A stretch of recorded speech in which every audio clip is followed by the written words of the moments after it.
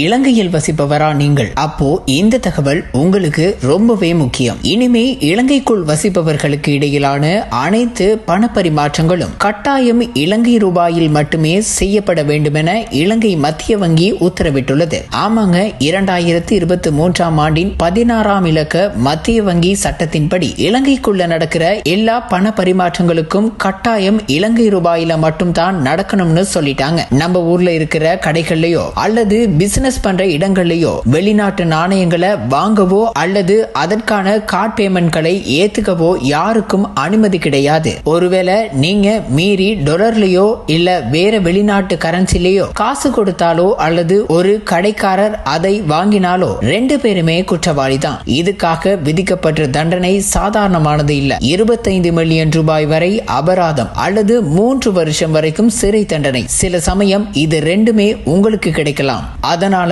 இனிமே எந்த ஒரு உள்ளூர் கொடுக்கல் வாங்கலா இருந்தாலும் ரூபாயிலேயே செய்யுங்க. சட்ட சிக்கல்ல மாட்டிக்காதீங்க.